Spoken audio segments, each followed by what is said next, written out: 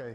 Let's go ahead and open up in prayer, shall we? Abba, Father, in the name of Yeshua HaMashiach, we just want to bless you again, Abba, and I thank you for bringing everybody here on your holy Shabbat so that we can fellowship together in likeness of spirit of your Ruach HaKodesh that you put in each and every one of the people that are here.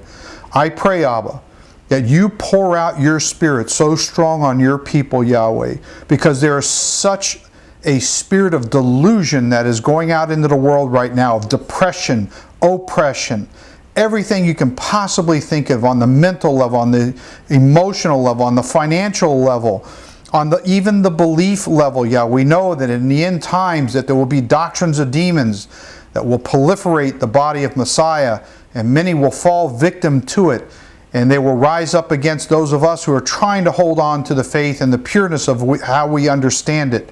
Help us, Abba. Help us by increasing our faith. Increase the anointing of your Ruach HaKodesh upon your people, Abba, to give them the kind of strength that they're going to need in order to make it through these difficult times, to be able to stand before you with Yeshua at their side, to be able to present them as a chaste bride, Abba. So we just want to thank you for your blessings of your Spirit. Thank you for the blessings of your Torah.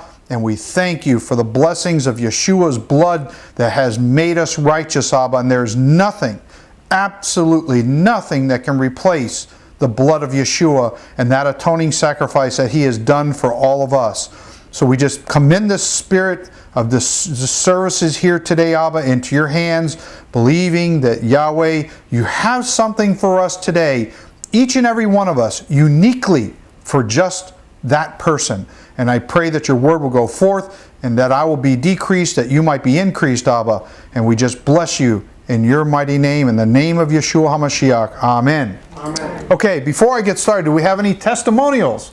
I haven't asked that in the last few weeks. No? Come on now. I got some money in my pocket. If I put money out, will that stimulate any of you guys? No testimonials? Nothing? Come on, man. I've got one, but unfortunately I can't divulge it yet. So hopefully maybe next week, if everything works out, I will. Anyway, since there's no testimonials and I've deferred mine till next week or the week after, I'm going to go ahead and get into the message today then. I'm just going to go forward with this. And the devil's been hammering on me hard this morning. I mean, he's causing all kinds of disruptions and stuff. I didn't think I was actually going to be able to give the message, but about 3 minutes before you guys showed up, everything all of a sudden started to work.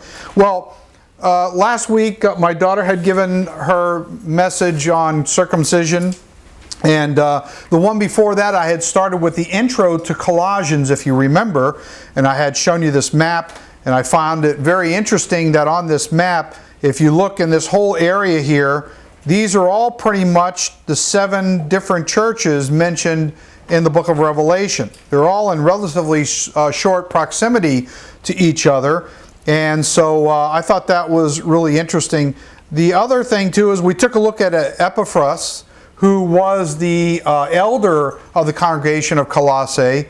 And he was the one that mainly nurtured them. And he took reports of what he got from them to Shaul, and Shaul had not, at least up until the point he had written these letters to Colossians, had not personally met them.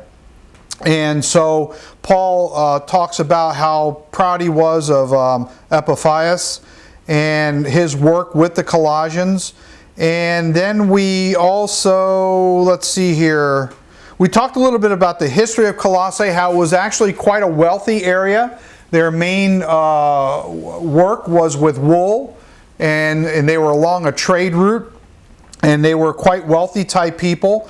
And then as time went on, after Paul had written this letter, what we found was that the Colossians began to dwindle in their town. It actually began to shrink down, and Laodicea, which was only a few miles away, actually supplanted it and took it over and became a bigger city, which I had stated in the last teaching that perhaps that may explain why in the book of Revelation chapter 2 and chapter 3 you don't find Yeshua addressing the Colossians, because by 95 AD it was pretty insignificant. There was really nothing there at that point.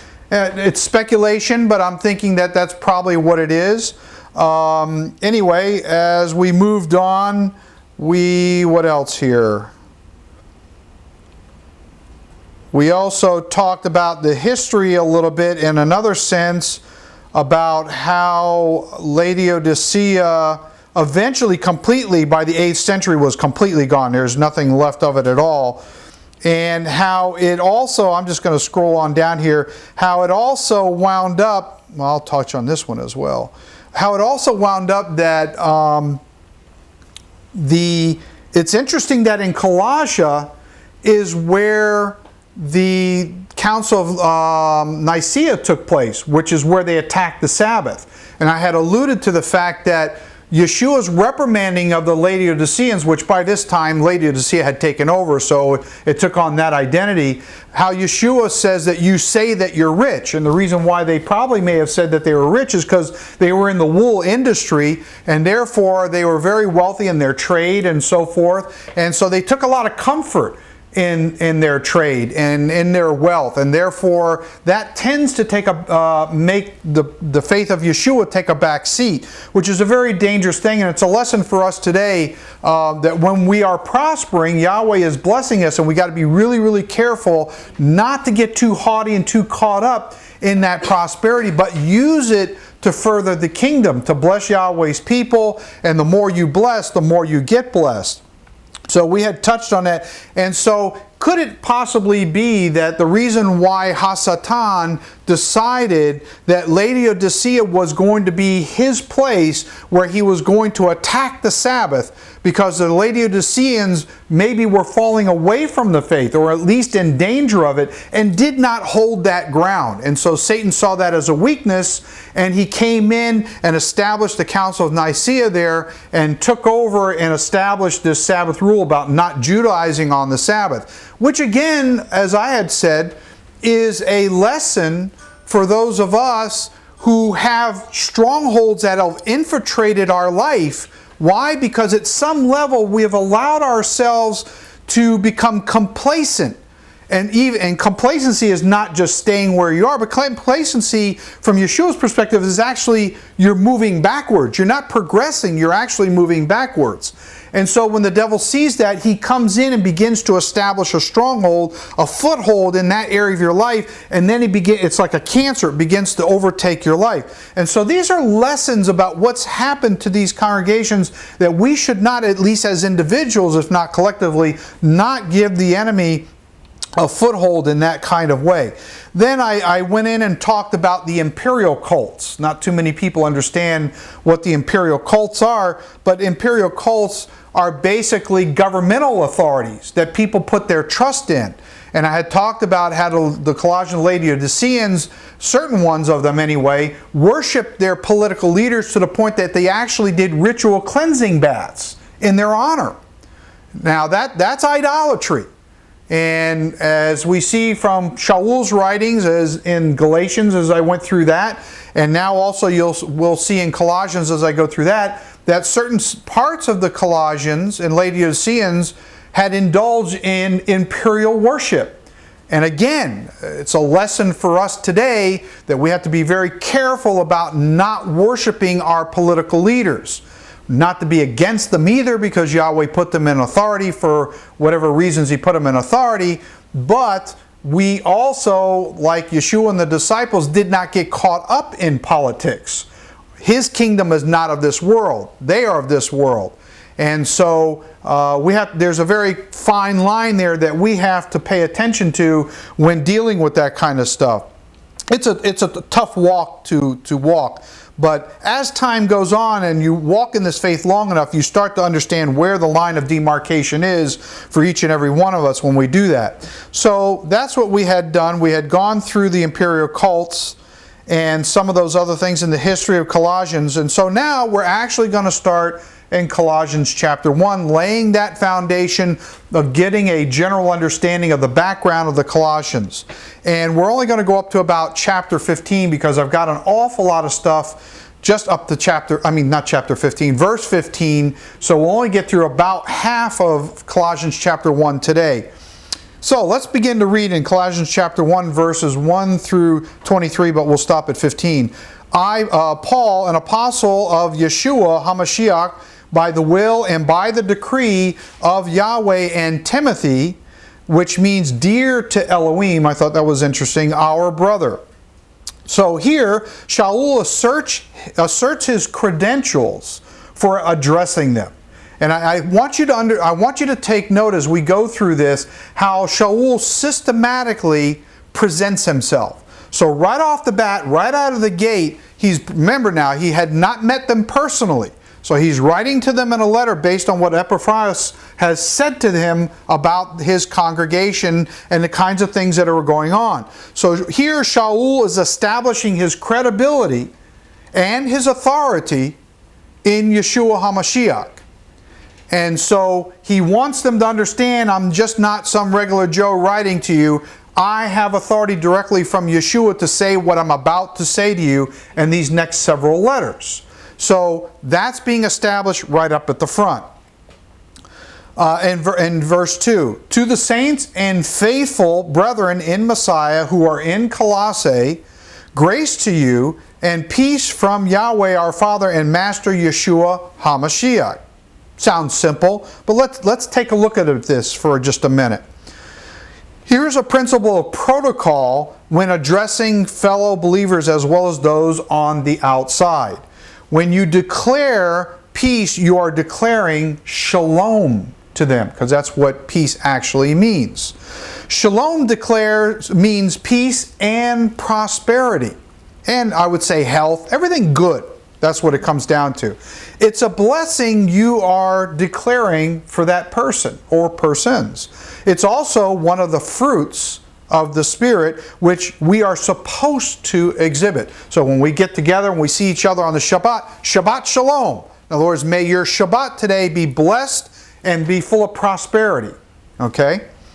It is also one of the fruits of the Spirit which we are supposed to exhibit. It has a very specific purpose to it. A lot of times I think most people, when they look at the fruits of the Spirit, I did a whole series, I think 9 teachings on each one of the fruits of the Spirit. Each one of them has a very specific spiritual reason why you're supposed to implement it in your life. And so we're going to look at the shalom or the peace right now. If you bring shalom peace and it is declined by the other person, you are to depart and take your shalom peace with you and shake the dust off your feet. Now this gets interesting. This gets interesting. In Matthew chapter 10, verse 13 through 15, Yeshua says, if the household is worthy, let your peace or shalom come upon it. But if it is not worthy, let your peace return back to you. And verse 14, and moreover, whoever will not receive you, nor hear your words, when you depart from that house or city, shake off the dust from your feet. Why? Well, let's move on. Verse 15, assuredly I say to you, it will be more tolerable for the land of Sodom and Gomorrah in the day of judgment than for that city. There's some interesting reasons why. We'll get into that. But why shake the dust off our feet? In part, you are a representative of the kingdom of Yahweh. It is your responsibility to extend shalom peace we have been given to someone else. If you hold it within yourself, you're not displaying or extending Yahweh's peace and shalom that He gave to you. You're hoarding it. You ever see that show, the hoarding show, where they fill up their house with all their stuff and it just belongs to them and nobody else and they won't get rid of it? Well, that's a covetous type attitude. We're not supposed to covet the shalom peace in the sense that it's just for us and we don't give it to somebody else. So one example could be is you come to a Sabbath service or something and you see somebody else is not feeling well or feeling oppressed and you have the shalom peace. It's your moral responsibility to go to that person and try to extend the shalom peace to them, to lift them out of whatever oppression that they're in. That's what the body of Messiah is supposed to do. It's supposed to be working, fitted and knitted together very closely to assist one another. It's a community. Nobody has in their body, although separate parts of the body, they all work harmoniously together in order for it to all benefit. If they refuse it, they are not refusing you, but they are refusing the Father who sent you. And that's an important distinction to make. When one is traveling and comes to a house, it is customary to wash their feet as a sign that they are accepted. Okay? So that's the key here. If the person of the house washes their feet, a blessing of shalom peace is extended to them. If not, they would shake the dust off their feet in the house, letting them know that the shalom is departing with them and that judgment is coming to their house. So in this life, when you meet people and you come to bless them, but they want to curse you, then you let your shalom peace withdraw from you, and symbolically you shake the dust off your feet because they've rejected the Father and Yeshua that lives in you, and then the Father will deal with them the way He wants to deal with them. On the other hand, if they accept you and symbolically want to wash your feet and let you come into their house and listen to things that you want to tell them, then they're going to get blessed, which is a confirmation that Yahweh is trying to speak to them and use you as a vehicle in order to bring them in. I'm going way beyond here what Shaul is saying by the letter, but there's a point to all this that I hope that will become very, very interesting by the time we get to the end of the study today. So I'm not just rambling. These are all spiritual principles that Paul is laying a legal foundation step by step. I'm just expanding it way beyond that, okay? It is for this very reason that Yeshua instituted the washing of the feet at Passover. Most people don't do washing of the feet at Passover. They actually reject it. But they're rejecting a very important principle that I'm going to talk about here. When we humble ourselves to each other and wash the feet of the other person, it is a sign to the person whose feet is being washed that the one who is washing it has no malice towards that person, and accepts the shalom peace of that person so that the blessings will be imparted in both directions. It's bidirectional. So when we go to the Passover and we sit down to wash each other's feet, if you have any animosity inside of you, any anger, any bitterness, any unforgiveness, that all comes under the category of malice. Malice means evil intent. Those categories are all evil intent. So if you have not resolved these issues within yourself with another person in the body of Messiah, and you sit down and you wash their feet anyway, doesn't mean a thing. Instead, what it does signify is, prior to washing the feet ceremony, you have eaten the bread and you have drank the blood. And when you ate the bread and you drank the blood, you've eaten and you're now drinking judgment to yourself. Because in essence, you are cursing another part of the body of Messiah in this ceremony that you should have worked out before you took of the bread and the wine in the Passover. And now it's going to start working against you. And that's why Shaul says, some of you are sick and some of you die because you don't take of Messiah's body and discern it properly. This is part of this discerning process. The washing of the feet is to signify that you have humbled yourself to the point that you in good conscience have drank the blood and you've eaten the body and you have no malice inside you, because we're supposed to keep the feast not with malice but with sincerity and truth. And so when I go to wash my brother Anthony's feet, I'm not going to have any kind of curse or judgment come upon me because I did it in a clear conscience. Does it make sense? This is what the body of Messiah, I don't think, has really fully come to understand yet. And they're skirting around the edges, and they got to get more serious about this stuff. I've had conversations this week with a few people who are going through a lot of personal problems. And I've been hitting them and hitting them and hitting them, some of them for several years, that they got to stop this fleshly walk that they're walking in because they're constantly getting beat up by the enemy, and they're frustrated. They don't know what to do. They don't know how to get out, even though I'm saying, this is the way, walk you in it. When are you going to walk in it? How many blows do you take to your head before you become so tired of being beaten up by the enemy that you finally say, that's it, I give up, that's enough. I'm now going to do it Yeshua's way.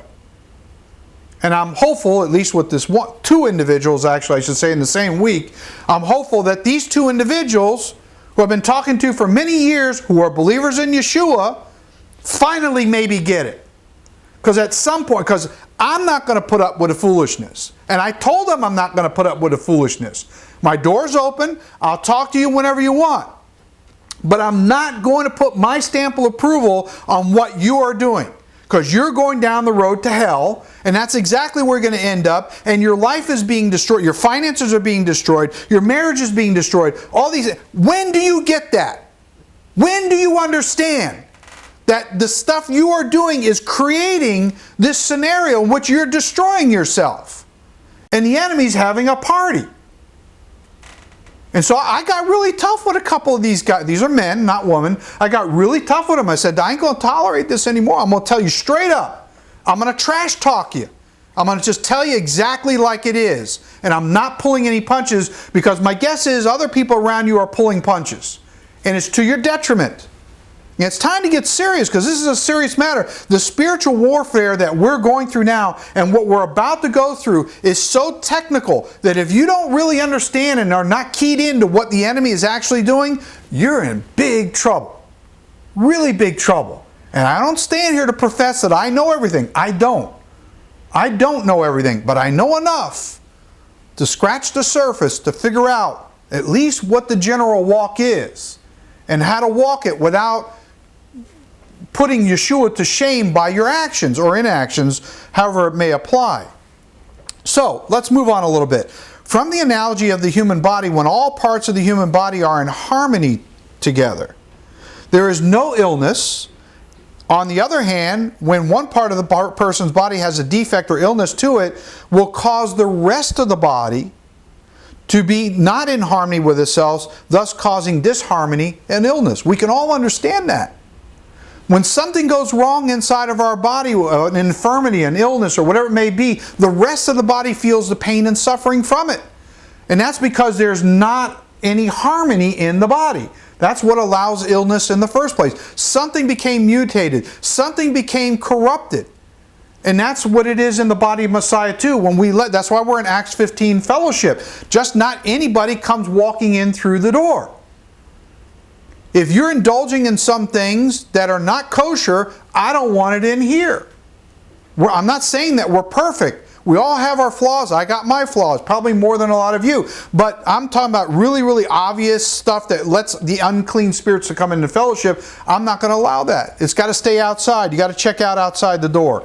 I've got my spiritual bouncers out front, so they can't come into this club.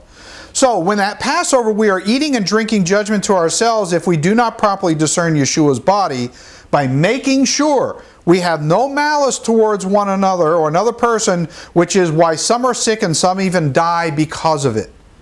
And I think that just goes over the head of so many people. So here Shaul is extending shalom peace to them, the Colossians, to see if they will accept the message he is bringing to them as Yahweh's messenger, Yeshua's messenger. If they do not, they are in essence rejecting him and will have consequences for that rejection. So let's look at verse 3 now. We give thanks to Yahweh and Father of our Master Yeshua HaMashiach, praying always for you. So he sees the good fruits that they have. It's limited, but they have good fruits. And he invests his time to pray over them, to keep the enemy off their back so that he might be able to get them from this point to this point. And I'm going to show you what that systematic breakdown is. I basically have reverse engineered some of these scriptures, and I'll show you point by point what I'm talking about and what he's talking about. Since we heard of your faith in Messiah Yeshua and your love for all the saints, because of the hope of anticipated pleasure which is laid in reserves up for you in heaven, of which you heard before in the word of truth of the gospel. Note that Shaul is saying, what Shaul is saying, it is because of their faith and love they have for the other brethren that comes from the hope that is laid up for them in heaven that they are able to do this. This is what enables them.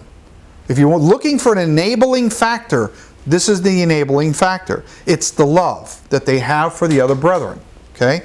If one does not really not convicted of this hope that is waiting for them, then faith and love will not endure in the long run.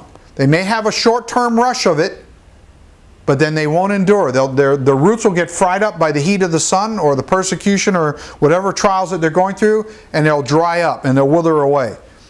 Verse 6, which has come to you as it is also in the world, and is bringing forth fruit from your fertility. So fruit comes from fertility. That's what's in the Greek. As it also among you since the day you heard and knew the grace of Yahweh in truth. Nothing else, just in truth. Here, hearing of grace and truth leads to faith and love, which leads to fruit, which can only happen if you have been fertilized with the seed of Yahweh, which makes us the seed of Abraham. That's the kind of the basic breakdown. Verse 7, as you also learned from Epaphras, our dear fellow servant, who is a faithful minister, who runs errands like a waiter. So this is in the Greek. So he plays the role of a guy that's kind of like running, you ever see in a restaurant, especially if it's at busy hour and there's a lot of stuff going on, and the waiter's running here and there, and he's looking at this table, and he's going to fetch food and drinks and all this kind of stuff. It has that kind of connotation to it. Who's a faithful minister who runs errands like a waiter of Messiah on your behalf, who also declared to us your love in the Spirit. Verse 9, for this reason, again, we're back to the love in the Spirit. For that reason, for this reason specifically, we also, since the day we heard it, do not cease to pray for you and to ask you that you may be filled to completeness. Filled to completeness with the knowledge that includes discernment. It's just not knowledge, but it's knowledge with discernment of His will in all wisdom and spiritual understanding. So what he's doing is, he's basically saying to them, here's where you are. And that's good. But we need to get you from here over to here. And I'm going to take you through a process and show you what you lack so that you can get from here and get over to here, as long as you follow it down the line the way I'm trying to explain it to you. So first what he does, like Yeshua does in the book of Revelation in chapter 2 and chapter 3, is in most of the congregations, what he does first is he tells them the good things. What he likes about what he sees. And that's the way we should try to approach people, especially when you have times where you have to deal with something that may be unpleasant, is first try to let them know that you are pleased with this or that, you really like this or that, but I now got to tell you something that I'm not very pleased with, and it saddens me to have to say this. You know, it lessens the hardship of hearing something like that. So, this implies that Shaul senses they are lacking of full knowledge of wisdom and spiritual understanding. And it only serves to make sense because really when you read the whole book of Colossians, you come away with the fact that if they had all wisdom and spiritual understanding, they would not have fallen into the problems that they fell into. So it's kind of deductive reasoning when you get to the end of the book and you look back and you'll see why Paul is saying this. It may be that because they lack in this area, enemies are using that to their advantage to deceive the Colossians, which we will find is true. This is where Shaul begins to lay out his case as to where they are vulnerable and susceptible to being carried away by other ideologies, not too dissimilar from what we went through in Galatians. So in verse 10 we see that you may walk worthy appropriately of the Master, fully pleasing Him, being fruitful in every good work, and increasing in the knowledge of Yahweh. So again here, he's talking about being able to walk worthily, however you want to define that, in Yeshua, pleasing Him in that walk, and then being able to do every good work that you need to do, and increasing in the knowledge of Yahweh as a result. So there's kind of like a chain or a protocol of what goes on here as you go through these steps. Shaul makes a distinction here. He seems to indicate that walking worthy in the Master is tied directly to having all wisdom and spiritual understanding. I'll say it like this. When I first got married, for a number of years, walking in all wisdom and spiritual understanding of how my wife is constructed mentally, physically, spiritually, emotionally, and financially, it's out of the realm of my understanding. I saw what I liked, I went and got it, she's mine now, that's it. I thought that's all there was to know. Well, over the years, there were consequences to being in a state of denial. That somehow once you catch the woman, that's it, you know, and you've got everything that you need and she needs to adapt to you. No, that's not the way it works. Paul even states that husbands dwell with your wives with understanding. So in other words, what your job is to study your wife in all areas so that you can understand her to the point that when she's feeling something, you feel that connection right away. I know when my wife is in the mood for a milkshake because it goes through the air in the house and I feel it and I get the craving and I have to go downstairs. I say, "You want a milkshake, don't you?" She says, "You read my mind." Right here. And that's, you know, that developed over years because of my willingness to want to know her at that level so that I can feel what she's feeling, even though she won't voluntarily tell me. And that's part of the nature of how women anyway, because they want to know whether their husbands are keyed into them or not. So it's kind of a guessing game for men, unless you're really understanding. But the point here is that the more wisdom and spiritual understanding that you have with Yeshua, the more effective you are in how you walk with Him and you stay out of trouble. It's not that trouble won't come to you, it will come to you. But you either get defeated and are humiliated in front of Yeshua by that trial, or you become victorious because what Satan meant for evil, Yahweh meant for good, and it turns out to your benefit. And too many of us are getting defeated by the enemy because we don't understand his tactics and what he's actually doing to us, because too many of us are walking in the flesh. Another distinction is being fruitful. In other words, being able to display all the fruits of the Spirit, which is now about what pleases Him, which is different than being worthy. It's two different things altogether, not necessarily the same, although one comes out of the other, but they are two different phases of that walk. So, what I did is I kind of reverse engineered this a bit. So, if we could break it down into a couple of points so you can see the progression, here's what it is. Number one, hearing of the Word. Faith comes by hearing, and hearing of the Word, which is the Torah, or whatever Yeshua is expounding on the Torah. Grace and truth. Truth is the Torah, so it's the same. So it's Torah and grace, which when you get that, leads you to the next step. And the next step is faith and love, because when you hear the Word has power to it, and it's a seed, and what it does is it revives something up inside you that Yahweh put a measure of faith in every man. Not every man entertains it, but if you happen to be one of the fortunate ones that does, and you're being called to repentance, you'll feel something come alive inside of you. That's faith. That's a spirit of faith. And then love, which is the fulfillment of the law, also will come upon you. In measure, but it comes upon you. Again, these are things, faith and love, that's developed throughout your lifetime, depending on the level of application that you put to it in every area of your life. The next step, which will lead you from faith to love, leads you to fertilization of the seed. The seed is the seed of Abraham, the seed of Yahweh, that He places inside of you. It needs to be fertilized so that it can germinate. I'll get into this a little bit more in a minute. That is in you, which then that leads you to growing into the full knowledge, not partial knowledge, but the full knowledge, which through application in your life then leads you to, number 5, all wisdom and spiritual understanding. Not some, all. This is the completeness now. This is the goal. This is where we are supposed to be able to get to. This is what we're supposed to strive to get to that point.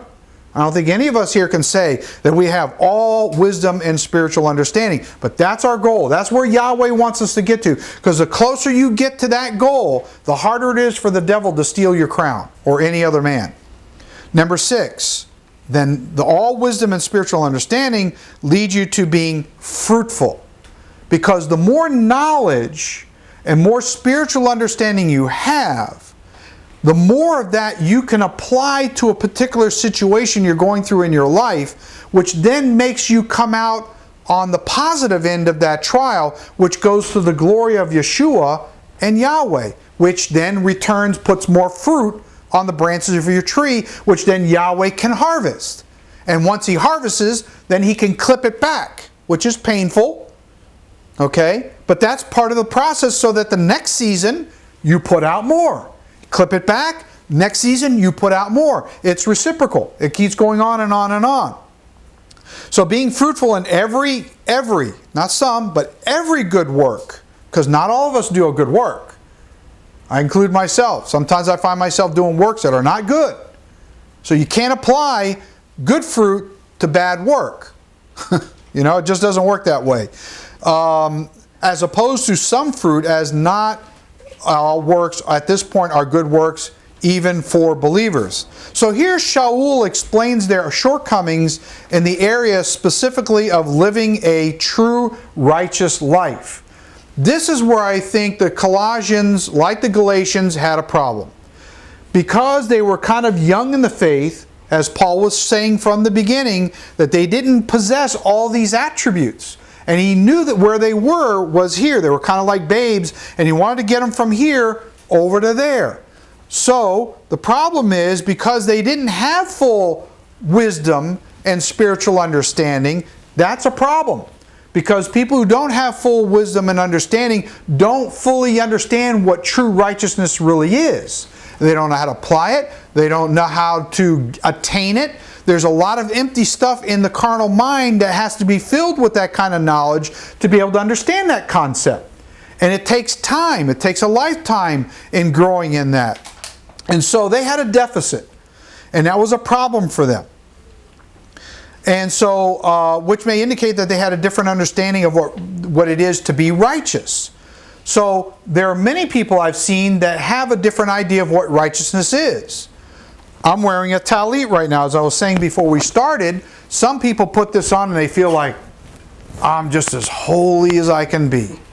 I'm more righteous than the Gentile believer because I got this. I got the tzitzits. I got double tzitzits. I got them on the pants and I got them over here. And look how many I got and look how long they are and look at the way the stitching is. There are guys like that.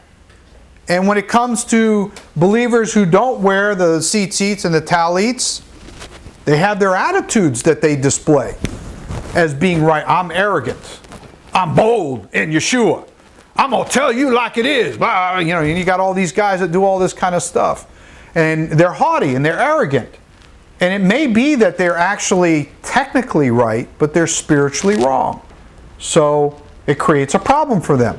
Because they'll never ever be able to get the kind of results that Yeshua would want for them. Instead, what they did is they displayed how arrogant they were and how they were able to dominate everybody else. But that's not what it's about. It's not about dominating other people at all. Because that's the opposite of shalom peace. This occurs when a person does not possess the full wisdom and spiritual understanding. This is where the Colossians has their shortcomings, which Shaul will continue to harp on throughout this book, as we'll see. In verse 11, strengthen with all might miraculous power. So might means miraculous power. We are supposed to strengthen what miraculous power we possess at this particular time and increase it to other levels. According to His glorious power for all patience, not partial patience, but all patience, that includes endurance and long-suffering with joy, which is calm delight. But why patience, I write? Why patience? When a person rejects the wrong doctrines that defines false righteousness and allows Yahweh to lead them into a deeper understanding of true righteousness, this requires patience because it takes time. And a lot of people are impatient. They want results now. I want it now. We live in a society where I can push the button and my computer comes on. I can push the remote and the TV comes on. I can hit a number on the keypad and my favorite station comes up. Or now we got the DVR. I can scroll through there real quick and say, I like this show. Hit it, boom, and it started. You know? I mean, we live in that kind of a society where we've been programmed that everything needs to be instantaneous. But when walking with Yeshua, it does not work that way. We need patience, which is part of the fruit of the Spirit as well. And so, it takes time, whereas some want to seduce them into a quick fix. A quick fix, so to speak, of pariah circumcision, which we went through in Galatians, and it bothered the Colossians, some of the Colossians as well, that would give them an instant status of perfect righteousness. How many of us would love to have perfect righteousness right now? But do you realize you already have it? You already possess it. There is nothing that you can add to what Yeshua has already given you from the moment you accepted Him by faith, which is the seed of Abraham. You already have it. So to say, I wish I could have perfect righteousness, is really kind of a misnomer, because you really already have it. From the moment of inception. You know, when the sperm of a male meets the egg of a female, at that moment the two hit. That's it, it's done. A woman doesn't have to say, or the seed doesn't have to say, I wish I could be fertilized. You are fertilized. At the moment of contact, you are already fertilized. So it's really kind of ridiculous to say, I wish I could, because you already are. And I think this is part of the problem of the identity of the Colossians, is because of their lack of fullness of wisdom and understanding, they didn't understand this subject very well. And the enemy will use it against them, and he'll use it against us if we don't understand it. Hasatan, if allowed to seduce us into quick fixes in life, actually cause us to lose by default. It's this compulsive attitude that many of us have, that I want it now. I don't want to wait later. I want it now. And I want all the benefits that come with it now. I want it now. Not later. I want it now. That's what I want. It takes a lifetime to have your minds transform from what we were in the world to what He wants us to be. Don't develop foolitis. My brother Anthony's famous saying, foolitis. Don't get the disease of foolitis. So by allowing oneself to exercise the fruit of patience over time, will inherit the full understanding of what true righteousness really is. So the definition will come with time. But know that you already possess it. I'm learning that as I do this ministry more and more, which I abhorred the thought of a few years ago, but what I'm learning is the more I'm willing to allow myself to step out of there, even though I may not be able to fully define how it's going to manifest itself or what Yahweh might give me, is really irrelevant, because it's only a discovery process. And that's the same for all of you. When you decide you're going to step out in faith and you're doing all this stuff the way you're supposed to be doing it, you don't know how Yahweh's going to work it out. Unless He gives you a specific word or somebody gives you a word, you're not really going to know exactly how it's going, what shape and colors and fragrance it's going to take on. And most of the time I found it comes out in a way that's so different than what your imagination ever told you anyway. So it's what's the phrase I sometimes use? Well, it doesn't matter. But it's futility. It's a lesson in futility to try to second guess how Yahweh's going to do it, unless He's actually giving the word of how He's going to pull it off, which a lot of times He does not, because He wants it to be a surprise. He wants you to know that you don't really have a hand in it. You're not pulling the strings. Your responsibility is to simply do what you're supposed to do. I'll work out the details. I already had them worked out before the foundation of the world anyway. So you have no part in this. So let's move on here. Once one gets to that point of understanding, in other words, what righteousness, true righteousness really is, gets to that point, the fruit of joy begins to manifest itself, because that person has finally arrived at their destination and can begin to have a real fruitful life. Many people go through this walk in turmoil, mentally, emotionally, and spiritually, and in other ways as well, because they don't understand the righteousness that has already been given to them. This is the paradox that these Colossians had. Here Shaul gives the antidote for what ails them. So here's another systematic re-engineering or reverse engineering of what Shaul's trying to get across. So, with what he's already stated, number one, exercise patience. Whatever you're going through in this life, whatever the devil throws at you, you must maintain the fruit of the spirit of patience. You must maintain the fruit of patience. Last week, I had equipment problems. I was getting extremely impatient because the clock was ticking down, and I got beside myself and I got really angry with myself because I could not make the stuff work at all. Today, I'm setting up again. TV wouldn't work. The TV worked. The drivers in the computer would not speak to that with the right resolution, as I found out, and wouldn't display the text. I was starting to get upset.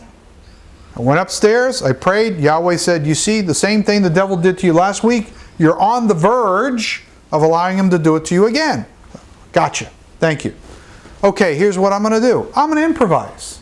I'll stand up here, I'll read my notes, you guys just open your scriptures, and I'm going to videotape it anyway because I know that the devil doesn't want me to videotape this message, even though it's not live broadcast. He doesn't want me to videotape it because there's stuff in here that's important for me and for some of you, or if not all of you, that needs to be said.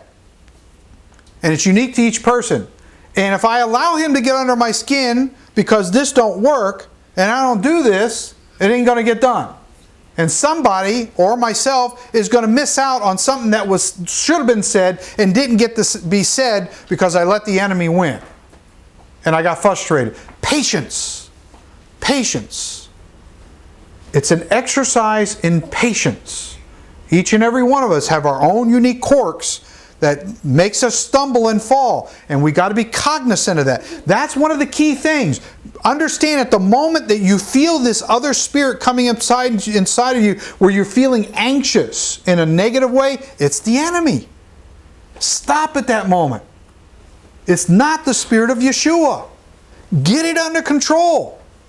That requires a conscious decision on your part to recognize in your natural mind what is being done to your spirit and is quenching the spirit of Yeshua in you, which is beginning its withdrawal process because it doesn't like to be quenched. And when it's being quenched, it means it's moving away. And stop. Compose yourself. Get yourself under control. And tell yourself whatever affirmations you need to tell yourself. It isn't worth it. I'll find another way. It's not Yahweh's will. It's not for this moment, it's for the next moment. Whatever it might be, doesn't matter. Compose yourself and exercise patience. It's not easy to get past the first several years. When one lacks the understanding, it can be very frustrating not knowing what to do in a given circumstance. Number two, that leads to implement long-suffering. So the next step is long-suffering. This is needed because others will treat you unfairly. How many of us have been treated unfairly? Not out in the world, but in the body of Messiah. You've been treated unfairly and unjustly, and you will need to forgive them in order for you to progress and not have your prayers hindered. Especially if you're married and you're at odds with your mate. And the scripture says, do not let the sun go down on your wrath. And that make sure that you reconcile with your wife or your husband before you go to bed. Don't go to sleep on it. See some nodding ahead, so a word to the wise is sufficient. I won't go there. And then long-suffering, I will also say, is you need to go easy on yourself in this context. You need to go easy on yourself in this context. I see people beating themselves up. And the danger is, if you beat yourself up too much, you become discouraged to the point where you start falling away from Yeshua. The weightier the matter of the law is mercy. It's mishpat also, which is justice, but I'm focusing on mercy. If Yahweh can be merciful to you, and through the blood of Yeshua and His atoning sacrifice of His blood, will forgive you of any fault if you just come to Him and say, I'm sorry, I messed up. please forgive me and help me to try to be stronger the next time. If he can, just like that, forgive you, how come we can't forgive ourselves the same way? We don't. And we certainly don't do it for the guy or the girl or the woman or the man that did something against us that was unrighteous. And so we need to be able to do that. At the end of that, the result should be able to feel sure and do it with joy. You should be happy to want to do it. Because what it's going to mean is it's going to mean that you are going to be relieved of the burden. You are going to be relieved of the burden. You will not be the possessor of the problem. The other person is the possessor of the problem. Because those who do things against you, when you act righteously towards them, that puts coals of fire on their head. And that's the difference between we taking justice and enacting justice ourselves against another person versus allowing Yahweh to deal with them in the way that He knows best to deal with them. He knows them better than we do. After all, there's many times where I found that I wanted to go for the jugular vein on somebody, and then all of a sudden, he didn't let me do it. I pulled back, whatever the case, and then I find out there was some strange circumstances about this person's life, that they had a quirkiness about them in the way that they behaved. And then I thought to myself, man, I feel really bad. Man, if I would have opened my big fat mouth, I would have got myself into trouble and made this whole thing a whole lot worse. I feel bad for that person. And I actually need to pray for that person, and help them to get through this thing and look at them from a different... I can understand, I can see why they behave the way they do. They haven't gotten over that anger. Why? Because their mother or their father brought them up that way and frustrated them that way. And it's just autopilot. That's just the way they behave. So it could be a word you said. It could be the way you said it. It could be the emotion that you have behind it. And it acted as a trigger and it set them off. You didn't understand that. They probably didn't understand it because that's what's called an anchor. They just go off. It's automatic. So it doesn't serve either one of us to be able to respond that kind of way, to be reactive. In verse 12, giving thanks to the Father who has qualified and enabled us to be partakers of the inheritance of the saints in light. And His commandments are light. So, the key here is to give thanks to the Father. So at the end of this whole process, it goes back to the Father. Why? Because He's the one who's instilling these attributes, these gifts, these benefits into your character. And He's working these things out in your life. And as long as you're following these things, at the end, when you see how it all works out, you can say, thank you, Abba.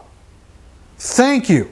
Because I could have never figured that out on my own. I don't have the capacity to figure that out on my own. There's so many dynamics going on in the spiritual realm that are moving things around that I can't see with my eyes, but you see it, and you know that if I walk over here and try to do it in the arm of my flesh, the devil's going to set me up with a pit and I'm going to fall right down in there and I'm going to have to cry for you to get me out of there and I have to start this process all over again and pick up all the broken pieces. I'm tired of picking up all the broken pieces. I'm tired of dealing with the circumstances that I crave for myself because of self-sabotage. And I ruin my life and I ruin other people's lives. And I'm tired of that. At what point in the body of Messiah do people start saying to themselves, I'm tired. I've been doing it my plan, I've been doing it my way, and I'm tired of doing it that way, and there's got to be a better way. That's your moment. That is called a defining moment. All of us need to have a defining moment where we finally say, that's it, I had enough. This way I've been doing it, it don't work. It don't work. I know it don't work because I got all this calamity in my life and I'm tired of it. I'm getting physically worn out. I'm getting mentally worn out. I'm getting financially worn out. I'm getting emotionally worn out. I'm wore out. I ain't got no more left. Now He can start with you. Now He can begin to change your circumstances. Now He can take you step by step by step. Not all at once, but step by step by step. And each step will be a miracle if you will follow these principles that Shaul's trying to talk about. This is how you get from here over to here. if you'll be consistent about it. If you will be diligent to keep it in your mind, at the forefront of your mind, so that every time the devil come at you or somebody else comes at you, this is your filter. This is how you think. This is how you operate. And you guard your mind. You guard your emotions with these things. So finally it ends up, thanks to the Father each step of the way for giving you these gifts that keep moving you in the right direction, so that you have all might, and all miraculous miracles, which is a confirmation of your inheritance. Reverse engineer that. We have an inheritance. What is the manifestation or evidence of that inheritance? Might with miraculous miracles. If there's no might and miraculous miracles in your walk, then the contrary is partially true, in the sense that you are not getting a confirmation of your inheritance, because something in the way that you're walking in Messiah is not being done so that those things can manifest in your life. And if they're not manifesting in your life, then there's no evidence that you have an inheritance, because that kingdom is a kingdom of miracles and of power. And if we're part of that kingdom, we have to demonstrate that. We have to have the understanding that we have the kind of authority that we tell the enemy when he comes knocking, go take a hike. I own you, you don't own me. I have a take no prisoners mentality. You need to get down and dirty with the enemy, is what I'm saying.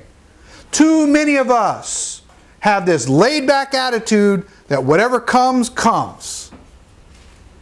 And I'll let Jesus take care of it. Yeah, Jesus will take care of it. That's not the kind of people Yahweh is looking for. Verse 13, He has delivered by drawing or calling us from the power of darkness, which is where we resided before, which is always knocking at our door. Every day when you wake up, Jane, are you home? Get out of that bed. I'm about to turn your life upside down today. I've asked specifically for you. You don't know it, but you're going to know it now, soon enough. And conveyed by transferring us. So He's transferring us from this life of darkness, transferring us to the kingdom of the Son and His love. At this point, a person begins to realize that they have authority never before realized, because they did not allow the enemy to seduce them into a different belief about false righteousness, but endured until they obtained the true understanding of righteousness. Can we understand that many people think that the righteousness they have in Yeshua is to not walk in power and authority, and that whatever calamity comes their way, they just kind of take it, their lumps as it goes along, but they really don't do anything with it? That's an illusion. That's an illusion. That is not what Shaul is talking about here. You have to confront the obstacle that's in front of you. Yeshua didn't roll over and play dead with the obstacles that were in front of them. He confronted them head on. And He did it with authority, and He did it with power, and with miracles. That's how He operated. And if we're like Him and He's living in us, how come we don't manifest that way? Even just maybe a little bit. And yet that's what we're compelled to do. This is what Paul's trying to tell them. You got to get from here to here. This is what you got to do. These are things you got to do, and these are the things you got to keep in mind. The enemy's strong. He knows your weaknesses better than you do. He knows ones you got you ain't even aware of yet, because you haven't been walking in Yeshua long enough to even figure that part out. But He's going to use it against you. And man, do I see a lot of that. I see what people do and say, I'm like, oh, you're in for a rude awakening. When one gives in to the wrong understanding of righteousness, they have given themselves over to the sway of the enemy, which leads to false humility. That plays into what I was just talking about. The person who does not confront their life's problems in Yeshua directly, but rolls over and plays dead, but thinks that the righteousness that he has of Yeshua is going to take care of everything, that's false humility. That's false humility. Because true humility is believing in the promises contained in the commandments of the Torah, and you are to execute them as part of the kingdom, as a member of the kingdom, as an ambassador for the kingdom. You have a responsibility to execute. And if you don't, and you roll over and play dead because your faith isn't good enough to do that, or you're just lazy, a lazy and wicked servant, that's false humility. Will Yeshua work it out? Yeah, He will. He'll work it out. But then there's going to come a day when you're going to have to stand before Him and you're going to be judged by your works, both good and bad. And when He's going to say, you don't want Him to say, you are a wicked and lazy servant. You wouldn't get off your keister and do anything and implement my word. Yeah, you hung on. Yes, you'll get into the kingdom, but your status in the kingdom and the glory that emanates from your body is going to be like a little candle. Because that's the reward that you get for doing almost nothing. Let's move on. Shaul is reinforcing the foundational belief of the original calling they experienced. He is stating that the powers of darkness, although there, has not been designed to hold them in bondage. They have been delivered through the calling out process and transferred into the kingdom through His Son to give all power we need if we will only stick to the process mentioned above as Shaul spells it out. Because the things he's spelling out is where their shortcomings were, which was putting them in a position of compromise and getting them into trouble because they didn't have the understanding. We need to have the understanding. This mind must, in Yeshua, must be in us. That mind that He had, we got to do everything we can to get it in here, and we need to supplant the one that we got. That's what it's talking about. Like a seed on a tree, unless it dies, and we have to die, and falls to the ground, I'm talking about the old man dying, like when we allow the old man to die, it then, while in the ground, receives water. Like us, when we allow Yahweh to water us with the Word, the Torah, it begins to germinate. The germination process does not take place for a seed until it hits the ground when it's dead and water begins to hit it. There's your interaction. That needs to be our interaction. As the seed in the ground receives water, it too germinates and springs forth a shoot. Likewise, the new believer, when he is watered by the Word, shoots forth as well. In the beginning, the small sprout is fragile and subject to being trampled on as we are new believers and get trampled on by others and by Hasatan. So a new believer is very fragile because they don't know hardly anything. And that's when the devil really likes to come after them, because that's the time to get them while the sapling is still soft. But if the new sprout continues its watering, and the early hardships will grow into a larger plant where the stem becomes hardened. So now you begin to develop bark. It's not this soft, pliable stem anymore. The bark begins to grow on it, and is not as easily broken as when in the sapling stage. If the plant endures this stage, it begins to grow into a much larger tree where almost nothing can destroy it. It is at this stage the tree begins to produce fruit that one can be nourished from. It is this kind of analogy that I believe Shaul is conveying here. It is a step-by-step process that requires all the above to make it from a sapling to a full-grown tree. Verse 14, in whom we have redemption as a ransom paid already in full. It's already been paid. There's nothing that you can add to what He has already done to somehow make it more righteous. This is part of the problem the Colossians were having as well as the Galatians. Why does Shaul emphasize redemption as already paid in full? Obviously, the Colossians seemed to think that that was not enough. They needed something extra. And for that, I will pick up on next time. So let's close in prayer. Abba, Father, in the name of Yeshua, we just want to bless you and thank you for your goodness, your kindness, your mercy and compassion. We thank you for these words, Abba, and these spiritual lessons that the patriarchs that went out before us, who lost their lives, can convey these messages in your scriptures, Yahweh, that through your Spirit can lead us into all truth to understand these wisdom principles, Abba, of what Shaul is talking about, of how to grow into the full stature of Messiah. That's where we are now, Yahweh. That's where we need to get to. That's what we need to implement in our lives. And I pray, Abba, that every person in the body of Messiah will start coming to the realization that they cannot continue to walk their life the way they had in the past, in complacency and in laziness and just settling for second best. Yahweh, you've called us to a royal priesthood. We are priests. We have authority.